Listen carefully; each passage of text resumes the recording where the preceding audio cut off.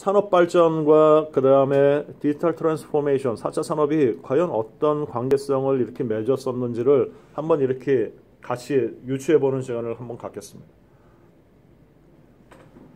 1960년 1960년에는 국내에는 뭐 제품이라는 게 많지 않았어요. 제품은 뭐예요? 제조해서 만든 게 제품이죠. 대부분이 상품이 많았겠죠.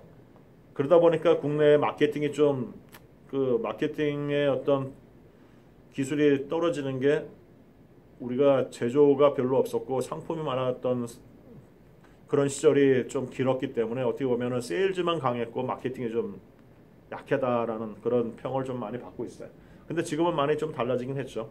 하여튼 1960년에는 제조기업이 많지는 않았어요. 그러다 보니까 제조기업은 어떤 영향을 갖고 있었냐?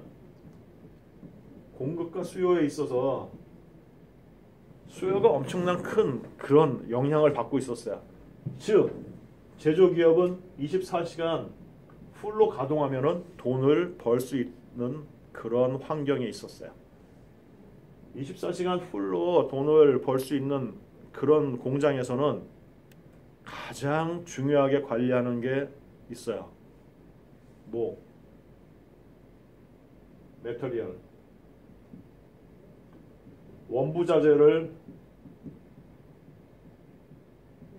원부자재를 관리를 얼마나 잘하냐에 따라서 24시간 풀 가동이 가능했던 거예요. 그래서 이때는 1960년에는 이 매터리얼에 대한 수급, 리콰이어먼트, 수급에 대한 플래닝이 굉장히 중요했어요. 매우 중요했어요. 매터리얼 리콰이어먼트 플래닝. 즉 이 시대를 우리는 뭐라고 하냐? MRP 완 시대라고 얘기를 해요. 그래서 프린터 쪽에서 생산 쪽에는 이제 MRP 얘기가 많은데 MRP 얘기할 때는 보통 그 MRP 완 시대의 MRP를 얘기해요. 매터리얼, 원부자재에 대한. 그래서 24시간 풀을 가동하는 데 있어서 매터리얼을 얼마나 잘 수급하느냐에 따라서 돈을 벌 수 있는 기업이었는데 1970년대 그 매터리얼을 잘 관리하면은 떼돈을 벌 줄 알았어요. 그런데 문제가 발생하기 시작을 했어요.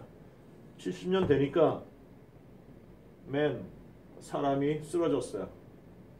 그 다음에 이퀴먼트 설비가 고장나기 시작을 했어요.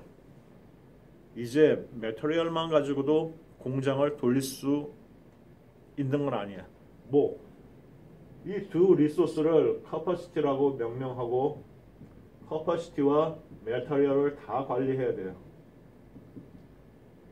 그래서 즉 얘네들을 이 리소스들을 뭐 매뉴팩처링 한마디로 해서 제조를 위한 매뉴팩처링 리소스 플래닝 제조를 위한 리소스에 대한 계획을 얼마나 잘 세우냐에 따라서 우리는 공장을 잘 돌리고 수익을 얻을 것이다. 즉 이 1970년대를 뭐 MRP2 시대라고 얘기를 해요. 그래서 1960년대의 MRP와 1970년대의 MRP는 서로 다른 MRP였어요. 그래서 MRP라는 게 그 당시의 경영 시스템이라고 보시면 돼요. 1980년대 드디어 이제 모든 제조를 위한 리소스를 다 관리하니까 야 이제는 떼돈 벌 수 있는 기회가 왔다라고 기업들은 생각을 했어요. 그런데 웬걸 80년대 되니까 공급과 수요가 역전이 되기 시작을 한 거야. 이제는 24시간 풀 가동하면 어떻게 돼요? 공장이 잘못하면 쫄딱 망할 수도 있는 거야. 한마디로 해서 공급과 수요가 바뀌었어요. 뭐가 가장 중요해요? 이제는 내가 공장에서 만든 제품을 누가 사가지고 가야 돼. 즉 수요가 필요해요. 그게 뭐예요? 디맨드 플래닝이 필요해. 디맨드 플랜에 따라서 우리는 모든 것이 왔다 갔다 할 수 있다라는, 즉 이 디맨드 플래닝을 가지고 있었던 게 뭐? 담고 있었던 게 엔터프라이즈 리소스, 리소스 플래닝. 즉 1980년대를 ERP 시대라고 얘기를 해요. 그래서 ERP가 경영정보 시스템에 어떻게 보면은 들어오기 시작을 했어요. 국내 같은 경우에는 1990년도에 이제 들어왔고 2000년 90년도에 들어왔죠. 90년도에 많이 들어오기 시작을 해서 2000년도에 확산이 좀 되는 그런 시작이 됐어요.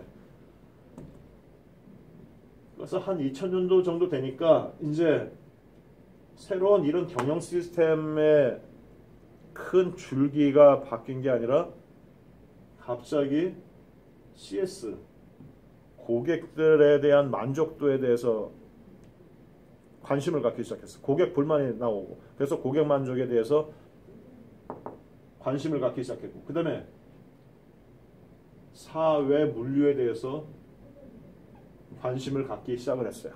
왜냐면 ERP는 사내 물류 시스템을 이렇게 볼 수가 있는데 사회로 나가면 못 봤어요. 즉 고객 만족, CRM, 사회 물류, SCM, CRM, 고객 관계 관리, SCM, 공급망 관리, 서플라이 체인 매니지먼트, 공급망 관리와 CRM들이 플러스 ERP와 같이 경영정보 시스템에 이렇게 안착이 됐어요. 2010년에서 뭐 2020년 마침내 뭔가 하나 지금 나올 때가 됐다라고 생각이 되는데 그동안 조용하다가 요즘 4차 산업혁명을 기반으로 디지털 트랜스포메이션이라는 얘기가 나오기 시작을 했어요.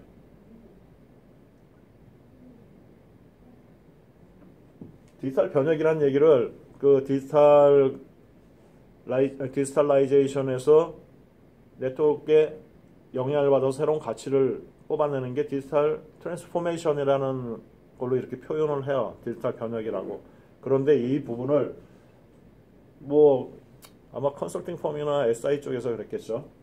그쪽에서는 이 부분을 비즈니스화 시켜서 어떻게 보면 일반적인 4차 산업혁명보다 더 큰 경영정보 시스템을 담는, 그 다음에 포트폴리오 매니지먼트 부분을 같이 담는 부분으로 해서 새로운 경영정보 시스템으로 이렇게 DT가 나올 것 같고, 이 DT가 아마 이제 앞으로는 어떤 하나의 이렇게 ERP를 어떻게 머금은 그런 뭔가 모습으로 나타나지 않을까라는 그런 생각을 하고 있습니다. 아직까지는 뭐 명확하게 제가 본 건 없지만 이런 식으로 1960년부터 경영정보 시스템이 쭉 나오다가 지금 4차 산업혁명이 나오면서 디지털 트랜스포메이션이라는 어떤 새로운 그런 경영정보 시스템까지도 이렇게 보고 있지 않을까라는 그런 얘기를 드리고, 그 다음에 다음으로 넘어가겠습니다. 이거 보시면 이제 그게 나오죠. 디지털 트랜스포메이션